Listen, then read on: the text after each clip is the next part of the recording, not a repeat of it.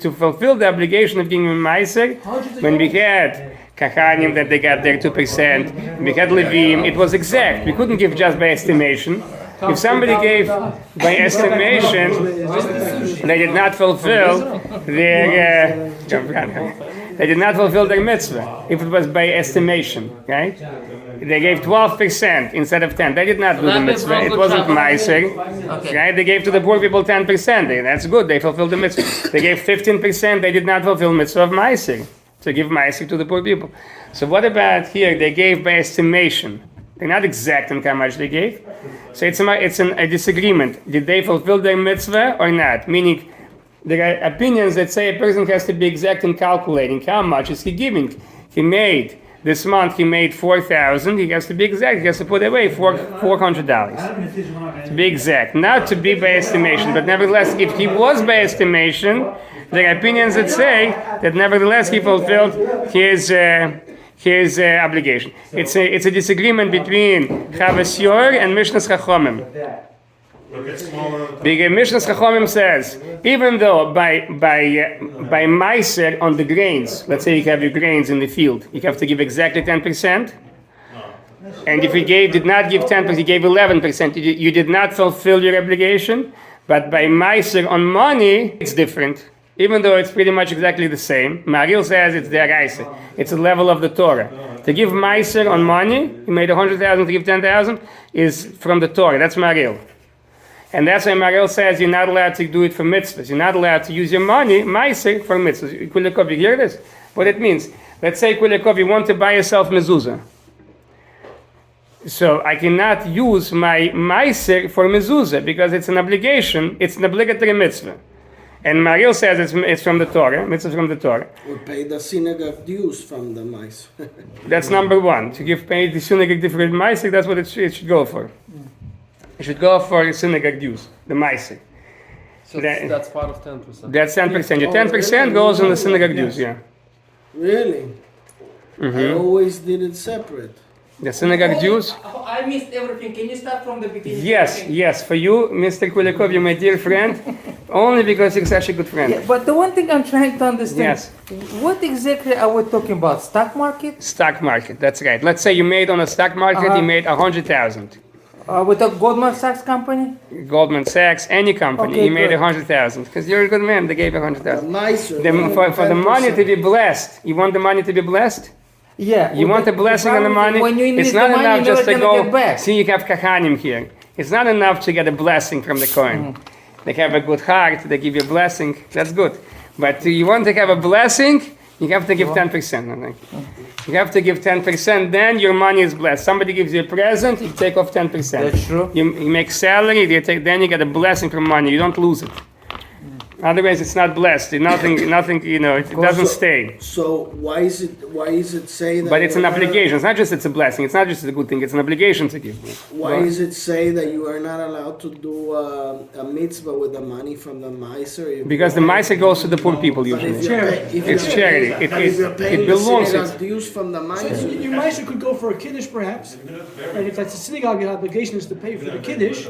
Right? That's part of the synagogue needs, and you could give it to that. You could give it to the electricity if you want. To the synagogue.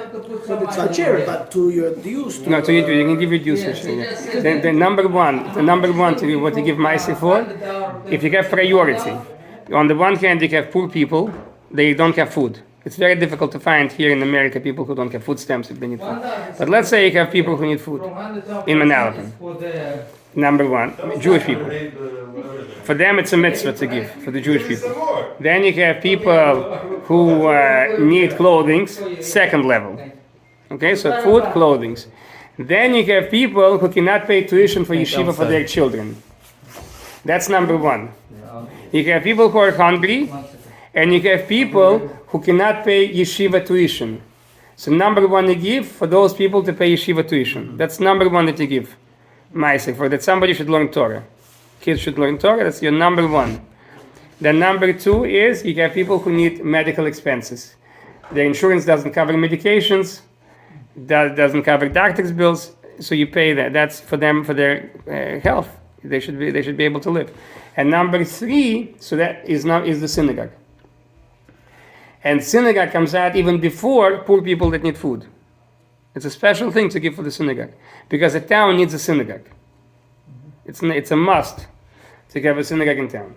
So after giving people who need tuition for their children and people who need medications, the number 3 goes the synagogue. You have to take care of the synagogue. And then goes poor people that need food, that need clothing, and so forth. So that's your meister. Then come mitzvahs. So mitzvahs is since the money has to go for the poor people, they already took it. It's basically like it comes to them. It's theirs already. So how am I going to take it from them and give it for mitzvahs? It's a different level. And that's why Maril says, if you tell me it's their guys, if it's on the level of Torah and they have a doubt, so I'll always be stringent. Maril does not allow to give money for mitzvahs.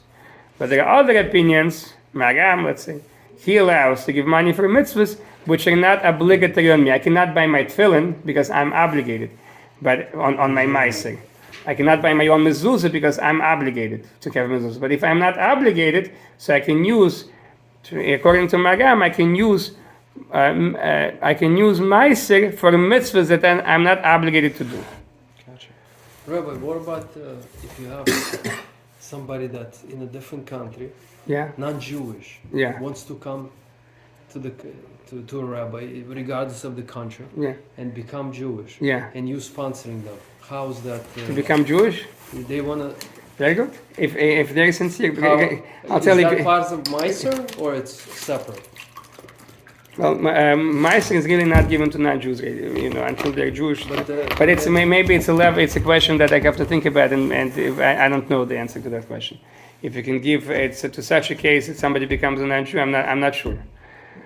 When is it of errors to give too much? Like is over 20% too much? No, it's never too much if you have it. If you made $1 billion and the poor people need 100,000 less than that, you give everything you have to the poor people. If all you need 100,000 to survive and you made 1 million, so you don't need 900,000. But there are poor people who need it, you give them 900,000. So 90%. But it's fine. You can give 99%. If you're left with whatever you need for yourself, if you yourself will not come to ask for charity, you can give everything you have. People that say who pass away, before they pass away, they give all the money for charity. It's a tremendous. Instead of giving everything for children, what are they going to do with it? They give it. They have so much already. For $5 billion. What are the children going to do with $5 billion? So they give that $5 billion for charity. Usually that's what people do before they pass away.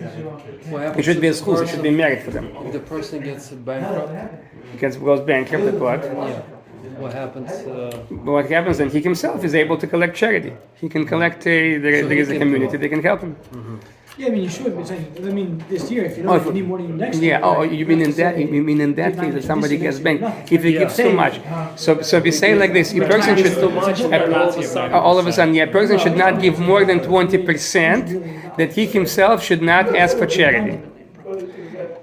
If he himself should not ask for charity, should not give more than 20%. But if he is in a position that he is not anyways asking for charity, then there is no stop at 20%. He can go 40%, 60%, 80%, because he has a lot. He will not be asking for charity. But in general, a person gives 10%, then he gives another 10%.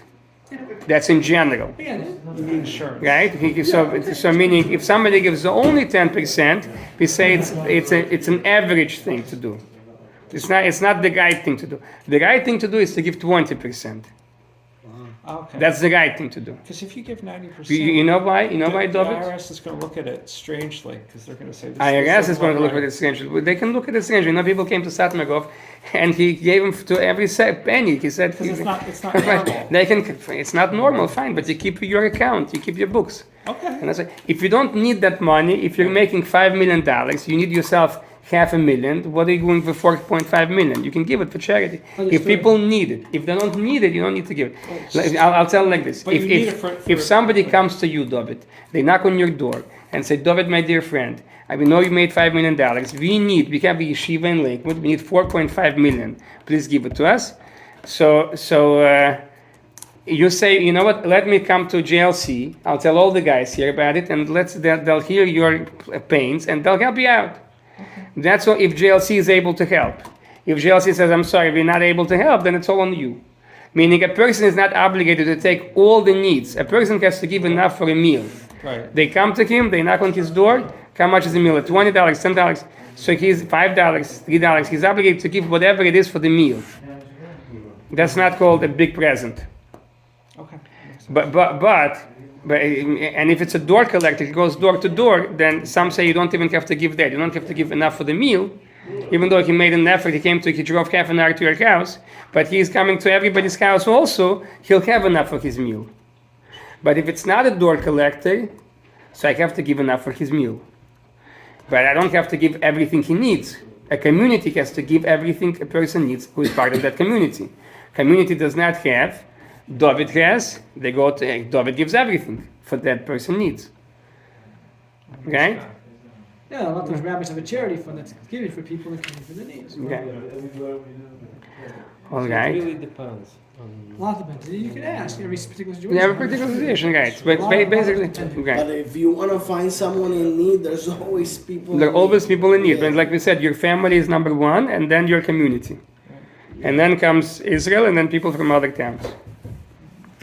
You should not give charity with a sad face. Someone who gives it with a sad face loses all the merits, all the schusim, everything he did. Now he gave $1 million. He loses everything he gave it with a sad face. There are 8 levels of how he's supposed to give it. The best thing is you make a partnership or you give him a present. Right? You don't want to give him charity because the people feel bad to take charity. You don't give rabbis charity. Let's say a rabbi of the shul, you don't give him charity because it's disrespectful to him. It's disrespectful to you to give a rabbi of your shul charity. So you have to have a fund for the rabbi of your shul. But otherwise, you give presents, you make a business for the person, let's say, who needs charity. Different levels. You make partnership, right? For the person, you take a rabbi of your shul or whoever rabbi that you respect, you make him partner in your business. Like this you help them. It's not charity, he's a partner, it's respectful. And then there are levels that how you go down. And the worst level is you give it with a sad heart. You're not happy that you're giving. So that's the worst level. The person, when he gives, they have to be very happy that they're giving because they're accomplishing amazing mitzvahs. There was a man in Israel, he was a tremendous multi-millionaire, he gave a lot of charity, and he died a very strange death. And they came to Rav Steinman, he said, he did not give meiser, he did not give 10%. Maybe he gave millions of dollars every month, but he did not give 10%, because if he would have given 10%, it would have protected him. Charity is a tremendous thing. And the person who gives, let's say for learning Torah, so everything of all the Torah that is being learned and that he sponsored, it's all his Torah. It's an amazing, amazing opportunity. When you move to a different country, Yeah. when do you stop Giving to your previous country? Previous country? If you made an obligation, you have to continue your obligation. If you made a neder, if you make an oath, like a pledge, then you cannot just break a pledge like that. You have to go to rabbis and tell them, I regret that I made such a pledge, and if I would have known that I would go to the other country, I would never have made such a pledge. So then they could release you from your pledge. But otherwise, you cannot just, if you made an obligation, you have to always continue your obligation. Unless you make, like we said, you go to rabbis and they release you from your obligation. You have to explain to them a reason why they should release you from obligation. If they don't release you, you're still obligated to continue. Only if you made a commitment. If you have no commitment, then you don't have to continue. Yeah, if you made a commitment. I gave for an entire year after leaving, and they want me to continue giving. You don't have to give. It's only if you're committed to give. You don't have to give. If you give something, You can for an entire year after. you don't have to give. No, because it becomes like a minhag. 3 times it becomes a minhag. But you can go to Rabbi Jacobi, for example, and you ask him, you tell him, Rabbi Jacobi, I really regret that I committed. I don't know if I committed or not, but I think I committed because I didn't know that I'm leaving. I regret I committed. I should have really made no neder. I should have said bli neder, I'm giving you. I regret I committed, and if I would have known that I would have moved out, I would have never committed. And Rabbi Jacob will tell you, okay, you don't have to continue, but you have to do that. So you have to matter a neder. Okay, so Rabbi there or Rabbi here, any rabbi. Anywhere. You can go to Rabbi Jacob, any rabbi. Let's say Rabbi Jacob is a big rabbi, Rabbi Kippur is a big rabbi, Rabbi Stewart, any rabbi, and they'll, if they see fit to release you, they'll release you. They'll definitely release you if you're going to give their synagogue money. Which one will release me for less? Okay. Okay. Now, if you make other people give, let's say they make a fundraising campaign, they're collecting 10,000. Let's say Rabbi Tzdoka B is making a campaign for a yeshiva in Manalapan. So you help Rabbi Tzdoka B raise money, it's more than the people that gave money. Let's say somebody gives 10,000 and you make that person give 10,000, it's like you gave the 10,000 and more. It's like you sponsoring somebody that learns Torah, right? Oh, you sponsor. And he wouldn't go to yeshiva. And you, that's it. Right? Then you have, if because of you they went to yeshiva. Higher. If you're sponsoring them to go to yeshiva, you're paying for them to go to yeshiva. There was a man. They found a man who over 100 years old. He is working still, and they asked him, "What did you do in your life that you're so healthy, that you live so long, and you're working over 100 years old?" He says, "I don't know, but there were two boys in Minsk. One was Arla, another is Moshele. And they were on the streets. I paid for their education. They couldn't pay to be in yeshiva. I paid for them. One was Reb Moshe Feinstein, one was Reb Aaron Kotler. He made for them to go to yeshiva. Aaron Yankov, that's it. Reb Yaakov and who else? Aaron Reb Aaron. That's it. Reb Yaakov Kamenetsky and Reb Aaron Kotler. He paid for them to go back to yeshiva. Look, Hashem gave him blessing in this world also. And for how much is he going to get in the next world? The giants of Torah, how much they built, it's because of him. They would have been kids on the streets. Rabbi Yaakov Kamenetsky's sister told him, you could have been such a good chess player. Could have been such a... Rabbi Aaron's sister. Could have been such a big mathematician. And they said, look, you've changed the whole world. And this man that put him back in yeshiva, he has the merit of everything. Oh. But if somebody gives with a sad face, he loses everything he gave. He gave 10,000, he gave nothing. Because he gave with a sad face. When you're giving, you have to make the guy feel good. Now, it's a good thing to give before you start praying. You come to Shachris, to Shul, 6:15 you come, whatever it is. Before you start, you put away something for charity. Wish we could start that early. They start here at 6:40. 6:40, so come a little early, put some charity, and then you start. So late. Now, let's say the different levels of people. Let's say somebody is asking you for money, and he himself, he used to be religious. He went to yeshiva, and he stopped being religious. Do I have to help such a person? Let's say he needs to pay his medical bills. He used to be religious, now he moved out to Manalapan. Nothing in his neighborhood, there is nothing, and he stopped being religious. Do I have to help him pay for his bills? Am I obligated? So like this, if he went away from Hashem because of his for pleasure, he wants to have pleasure in his life, and that doesn't fit with Torah. So he went away from Hashem for that. Or he went away from Hashem because he really goes against Hashem. Hashem says to keep Shabbos, and he said, oh yeah, I'll do opposite. Or he went away because he doesn't care. I don't care Shabbos, I don't care kosher. Yes or no doesn't make a difference to me. So we'll say like this, that the guy who doesn't care and the guy who does it for pleasure, that's one category. You're not obligated to help such a guy, but there is no prohibition. You're not transgressing by helping him. You're allowed to help him. Even if he does it more than 3 times, he's constantly doing something wrong, but he's doing it for pleasure, or he just doesn't care. You're allowed to help such a person, not obligated. Hashem will not take it against you that you're not helping, because you're not obligated to help him. But if somebody goes against Hashem, Hashem said to keep Shabbos, Hashem said to keep kosher, and he said, oh, you said it like that, I'm going to do it against you on purpose. Then you're not allowed to help such a person.